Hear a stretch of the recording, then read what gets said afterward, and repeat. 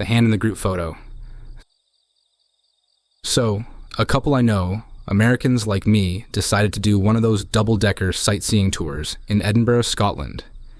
If you've never been there, picture a red bus with an open top, the kind where you sit up high and the wind smacks you in the face, while some guide tells jokes over a microphone.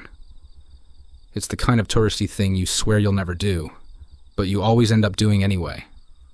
They were with a group, maybe a dozen people from different countries, all sitting close because the bus wasn't that big. It's the usual mix, a few families, a couple of backpackers, and right behind them, this older lady, maybe late 60s, bundled in a scarf, even though it wasn't that cold. She seemed nice enough, smiled at everyone, asked where people were from, that kind of thing. At one of the stops, the tour guide suggested everyone squeeze together for a group photo. Standard thing. Half the people don't really want to, but they shuffle into place anyway, because it feels rude to say no. My friends were in the front row, grinning like idiots with the castle in the background, while the lady sat behind them on the bench seat. Somebody else, maybe another tourist, snapped the picture with one of those "I'll take it for you" gestures. Later that night, back in the hotel, they flipped through the photos on their phone. The group shot looked normal at first glance. Everyone smiling, a couple of awkward poses, nothing out of place. But then they noticed the woman's hand. It was up by her shoulder, making a peace sign, like 2 fingers up in a casual, "Hi, I'm here" kind of way. But the hand didn't look right. Not in the horror movie sense of 6 fingers or blood or anything like that. Just off. The fingers were way too long. The way the joints bent didn't make sense, like the middle finger leaned backward at an angle you just can't do without breaking something. Even the thumb was wrong, set lower than it should have been, like it had slid down the side of her palm. At first they thought maybe it was the camera lens stretching it. You know how wide-angle shots sometimes make noses huge or arms look rubbery. But the rest of the photo looked fine. Everyone else's hands looked normal. It was only hers. They laughed about it for a second like, "Oh man, that's creepy. Let's not zoom in." But curiosity won out, so the next day on the bus, they showed the lady herself, and she just squinted at it, tilted her head, then chuckled. "Oh no, I don't make my hand like that," she said, kind of cheerful. "I hold it like this." Then, this is the part that makes the hair on my neck stand up. She lifted her hand right there, in the exact same weird way. Fingers too long, bent the wrong direction, thumb low, like it was about to slide off.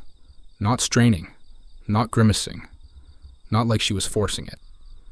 Just casual, like it was the most natural thing in the world. They didn't know what to say. One of them muttered something like, "Huh, okay, cool," and put the phone away. The lady smiled and went back to looking out at the buildings, like she hadn't just mimicked the same unnatural shape they were freaked out about. From that point on, it got stranger. They kept taking pictures because that's what you do on a trip like that. Cathedrals, streets, little shops, food stalls. But when they looked at the photos later, they started noticing the same hand again. Sometimes it was obvious. Like in one shot, the hand was on the edge of the frame, making the same peace sign. But the woman wasn't in the picture. She wasn't even with them that day. They remembered she'd gotten off at an earlier stop. Other times it was subtle, like just 2 fingers poking out from behind someone's shoulder. Blurry, but clearly in that same strange position. Once, it was reflected in a cafe window, as if someone outside was pressing it to the glass, except there was nobody there. They even checked the background of shots where they'd been alone, like an alleyway at night, no one around but them. And still, in the corner, there it was. That hand. Now, here's the thing. They didn't want to delete the photos. That might sound dumb, but if you've ever traveled somewhere once in a lifetime, you know. You don't just throw away your memories. And besides, it wasn't like the pictures were gory or anything. Just tainted. They showed me some when they got back. Not all, just a couple. And yeah, I'll admit, if they hadn't pointed it out, I might have thought nothing of it. But once you knew what to look for, it jumped out every time. The shape, the angle. It didn't match how a real hand should look. They said it followed them all the way until the end of the trip. In Paris, where they went after Scotland, it showed up in a picture of the river. In Spain, it was in the background of a market stall. By the time they flew home, they'd basically stopped looking at the photos altogether. The weirdest part? When they landed back in the States, they opened their phone gallery and scrolled through, bracing themselves. And for a while, nothing. Just normal vacation shots. No hand. But a week later, they were at a friend's barbecue. Someone snapped a group picture, and when they checked it on Facebook, there it was again. Same hand, same impossible bend. Not attached to anyone, just hanging in the back like it had always been there. They don't talk about it much anymore.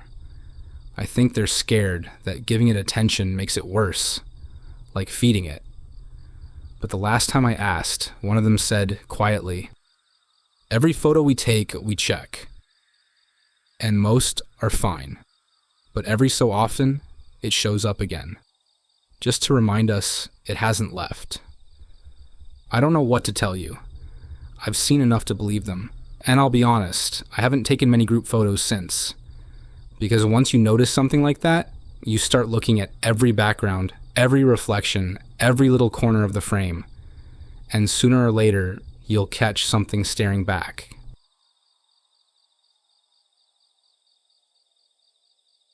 The man who walked the underground. So picture this, you're on vacation in London and you've been out too late. Maybe you had a couple of pints, maybe you just misjudged the time. But either way, you find yourself running through the underground trying to catch the last train. That's the subway, by the way. Londoners call it the Tube. The line in this story is the Piccadilly line. It's one of the bigger ones, blue on the map, the one that goes out toward Heathrow Airport. The kind of train tourists end up on without really meaning to, because it cuts across the city. Now, this guy I know, an American traveling solo, didn't make it. He got down to the platform just as the last train pulled away. You know that sinking feeling when you see the doors close and the lights disappear into the tunnel? Yeah, that. So he sits on one of those benches, figuring he'll check his phone. Maybe look up a night bus, maybe crash at the station for a bit until morning. He wasn't the type to panic, but the benches are uncomfortable, and the station air is stale and warm, so eventually he drifts off. When he wakes up, the place is dead quiet. No people, no trains, not even the usual rumble in the tunnels. Just that low hum of the lights and the faint echo of water dripping somewhere. At first, he thinks, "Oh crap, I overslept. They closed the place." He stands, looks around, and that's when he notices something moving on the tracks. Way down the tunnel, at first just a shape. Then it gets closer, slow but steady, like someone walking directly on the wooden ties between the rails. Now, sometimes you'll see maintenance workers down there. They wear high-vis jackets, hard hats, boots, carrying tools. And that's exactly what this looked like from a distance. The guy thought, okay, it's just some employee. He even felt relieved, like maybe the worker would tell him how to get out. But as the figure got closer, the details didn't line up. The man's face was too long, not just narrow, but stretched, like someone had pulled it down. His jaw seemed to keep going past where it should have ended, tapering almost to his chest. His arms hung so low they nearly brushed the wooden sleepers, the crossbeams between the rails. If you've ever seen a puppet with strings cut, dangling and loose, it was kind of like that. He didn't carry a flashlight, no helmet, nothing reflective. Just dark clothes that made him blend into the tunnel. At that point, my friend's brain flipped between explanations. Maybe he was drunk and seeing things. Maybe the lighting was making shadows weird. Maybe it really was a worker with some injury or condition. He wanted it to be anything but what it looked like.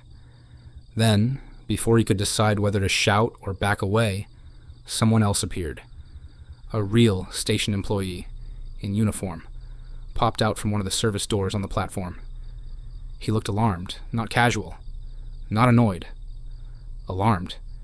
He waved his arms hard and shouted, "Come here! Now! Move!" The tourist hesitated. The figure on the tracks was still walking, closer, but not rushing. Just steady, one tie at a time. The worker yelled again, louder this time, his voice cracking. "Get away from there! Hurry!" That snapped him out of it. He scrambled toward the uniformed man, who grabbed his shoulder and pulled him back from the edge. He glanced once more down at the tracks. The long-faced man had stopped. He was just standing there, head tilted, arms dangling. Then, without a sound, he stepped sideways into the tunnel wall. Not behind it, into it, like mist disappearing into a fog. The worker didn't explain, didn't comfort him, just dragged him toward the exit. His grip was iron, like he was afraid letting go would mean losing him. Once they were outside, under the weak yellow glow of a street lamp, the American finally stammered, "What was that? Who was that guy?" The worker looked him dead in the eye and said, "Flat. The thing we fear most down here isn't people." And that was it. No story, no elaboration. He let go and walked back into the station without another word. The American made it back to his hotel eventually, but he told me later he couldn't stop thinking about how calm the long-faced man had been. No rush, no threat, just walking the tracks like he belonged there. And every time he rides the subway back home now, New York, Boston, wherever, he says he catches himself staring down the tunnels, waiting for that same slow, steady walk. Because if London station workers know about it, if they expect it, that means it's not just a one-off hallucination. It's something real enough that they're trained to spot it, real enough that they're terrified. And the worst part? You'll never know if tonight's the night you fall asleep on a bench and wake up just in time to see him coming toward you, tie by tie, step by step.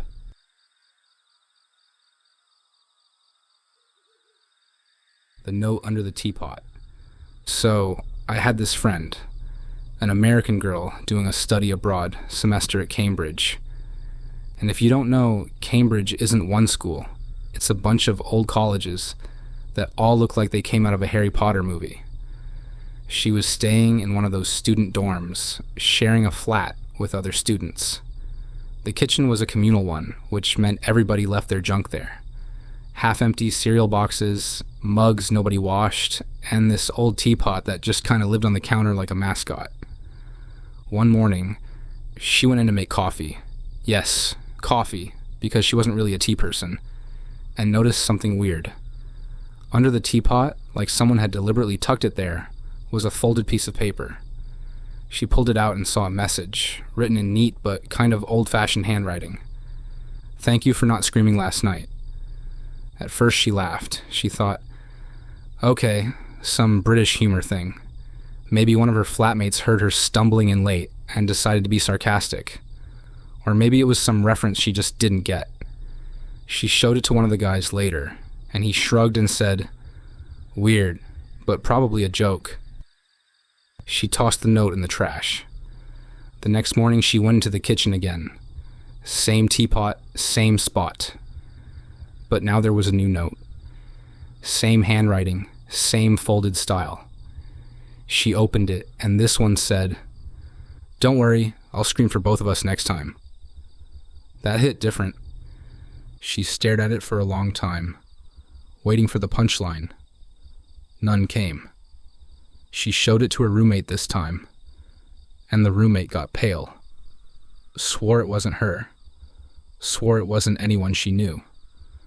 They tried to laugh it off again, but neither of them wanted to throw this note away. They left it on the counter like they were afraid moving it would make things worse. That night she couldn't sleep.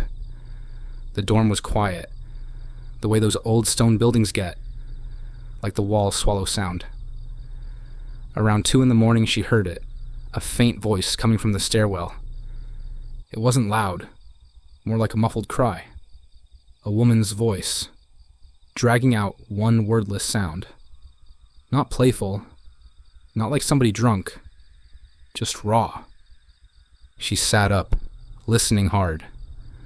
The voice went on for a few seconds, then cut off.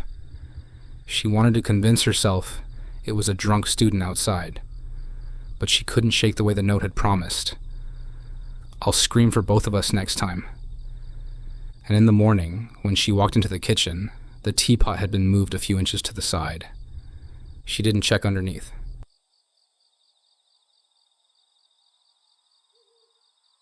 Walking on the mist. So there's this couple I know, Americans, who decided to rent a little holiday cottage out in the Lake District. If you've never been, the Lake District is in northern England, famous for hills, sheep, and big stretches of water that look like postcards. It's the kind of place people go when they want to unplug, hike a bit, drink tea, maybe read books by the fire.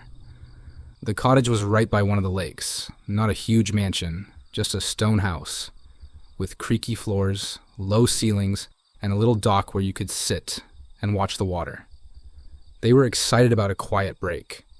No crowds, no noise, just the two of them. The first morning they woke up early.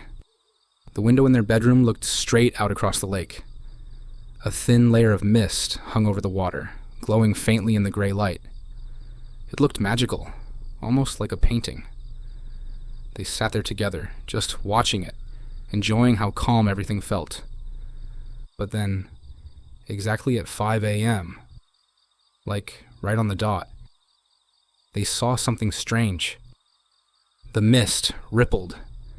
Then, clear as day, footprints appeared. Not the whole person, just the impressions. Like somebody was walking across the lake, one step at a time, leaving little disturbances in the fog. The tracks weren't random. They were moving in a straight line, toward the shore, right in the direction of the cottage. At first, they laughed nervously. The husband thought maybe it was some local fisherman messing around, though the lake was deep enough there that no one should have been waiting. The wife said maybe it was some kind of bird hopping around, but neither explanation really worked, because these were footprints. Human. And every morning after that, the same thing happened. 5 a.m. on the dot. The mist would roll over the lake, and the footsteps would appear, always starting far out in the water and walking steadily toward shore. The steps were spaced unnaturally far apart, like whoever it was had legs longer than any human should. Each print was crisp for a moment before blurring into the fog, and yet the pattern always ended in the same spot, right in front of their cottage door. They started blaming each other. The wife thought maybe her husband was sneaking out at night, trying to spook her. He swore he wasn't, and even suggested she was doing it. But neither of them could explain how the tracks started out in the middle of the lake, or how they lined up perfectly every time.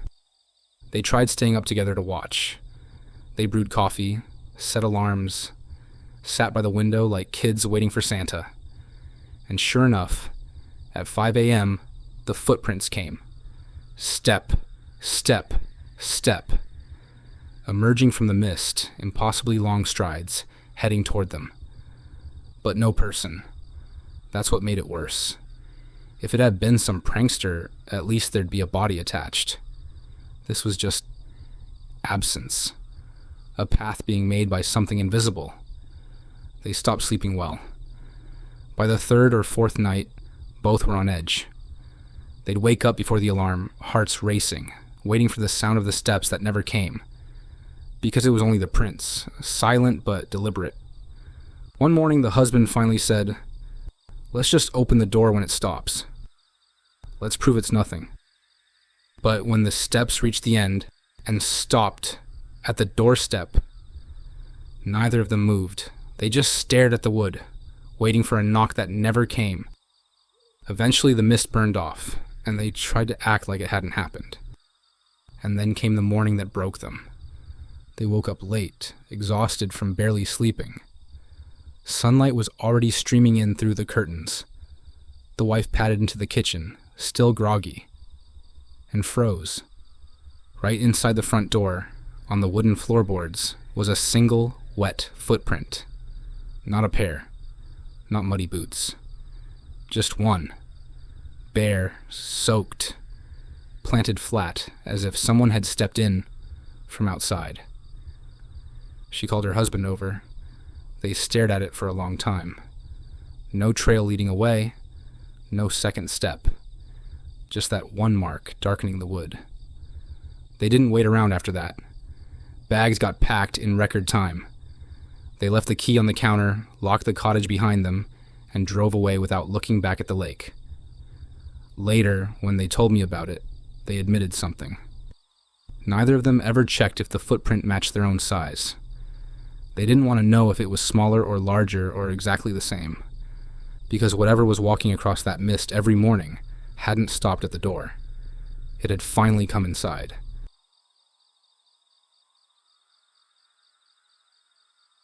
The sheep were watching.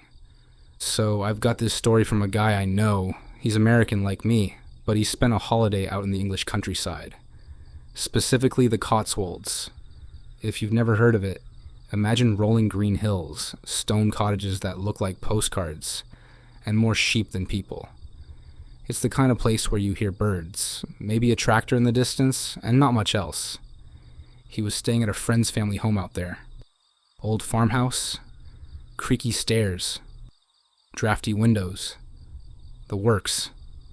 His friend's parents had sheep grazing on a hill just behind the property, fenced in like usual. Nothing weird about that. Sheep are everywhere out there. The first couple mornings, he noticed something strange, but didn't think much of it. Every time he looked out the back window, all the sheep were standing still. Not moving around, not grazing, just standing. And the weird part? They were all facing the exact same direction. Not toward the farmhouse, not toward the rising sun, toward this patch of dense shrubs and trees off to the side of the hill. Now, sheep aren't the brightest animals, but they don't usually line up like a football team, staring at the same spot. He mentioned it to his friend, and the friend just shrugged. They do that sometimes. End of conversation. But after a few mornings, it started to bother him. He borrowed a pair of old binoculars from the house and decided to take a closer look. The sheep were still there, frozen like statues, eyes locked on that same patch of undergrowth. So he raised the binoculars and squinted into the brambles. For a split second, he swore he saw something between the trees. Not a person exactly, not an animal he could name, just a shape. Dark, bent at an odd angle, almost blending into the wood. Before he could focus, it slipped out of view, like it had noticed him noticing it. He lowered the binoculars, and every hair on his arm stood up. The sheep hadn't moved an inch. That night, he couldn't shake the image.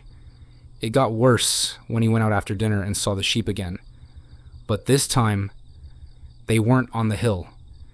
Every single one of them, dozens of animals, had somehow gotten over the fence and packed themselves into the small wooden shelter by the barn. Sheep don't do that. They scatter. They wander. They don't organize themselves like an army retreating into a bunker.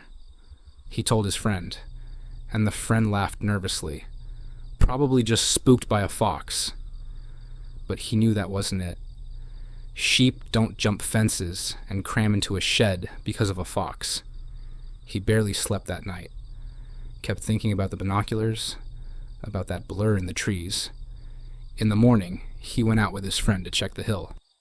The sheep were restless, bleeding, pushing each other around inside the shelter.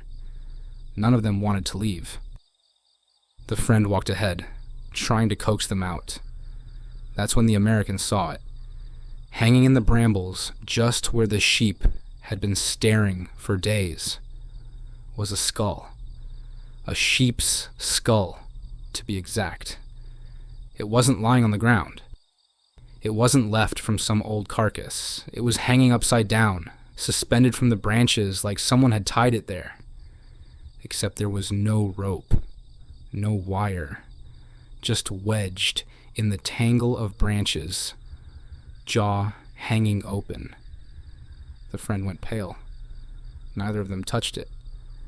They just backed away, keeping their eyes on the trees, like expecting that shape to appear again. For the rest of his stay, the American said he avoided the back windows. He didn't want to know if the sheep were still watching the same spot, still waiting for something hidden in the brambles. And when he left, driving back to the train station, he realized the sheep had known first. They'd been staring at that place long before he noticed, watching it every morning. Whatever was in the trees, it wasn't watching him. It was watching them.